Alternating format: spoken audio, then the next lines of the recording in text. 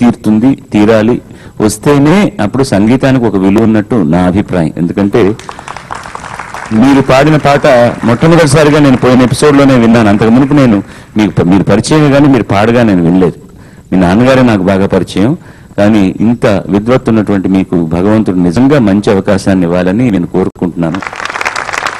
తేజస్విని ఎంపిక చేసుకున్న పాట స్వరాభిషేకం చిత్రం నుంచి కుడి కన్ను అదిరని అన్న పాట. యాక్చువల్గా ఈ పాట నేను సునీత పాడామనుకోండి. తర్వాత ఈ సినిమాకి సంగీత దర్శకుడు Vidyasagar.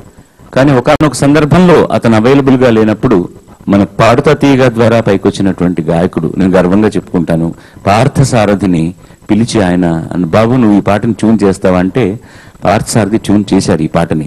I feel very very happy. అతని మ్యూజిక్ డైరెక్షన్ లో కూడా నేను పాడినందుకు నాకు చాలా చాలా చాలా సంతోషంగా ఉన్నది. Best of luck to you. కుడి కన్ను అదిరని కూడిన తరుణాన, కుడి కన్ను అదిరని కూడిన తరుణాన, కొండల రాయనికి కోటి రాతురులు, కుడి కన్ను అదిరని కూడిన తరుణాన, కుడి కన్ను అదిరని కూడిన తరుణాన, కొండల రాయనికి కోటి రాతురులు.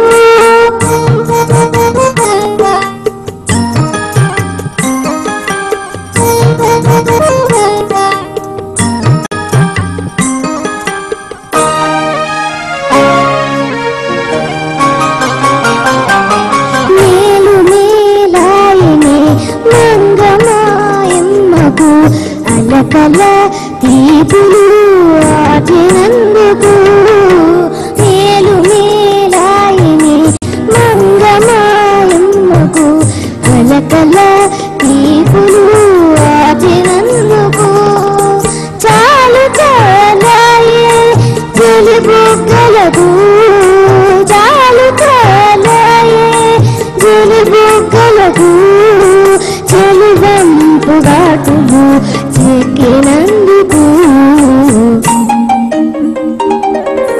కుడి కన్ను అదిరనే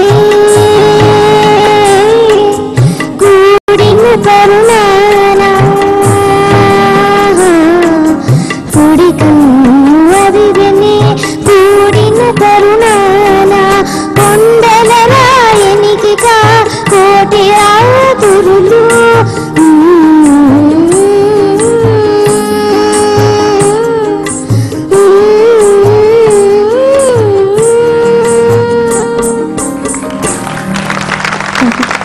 వెల్కమ్ వెల్కమ్.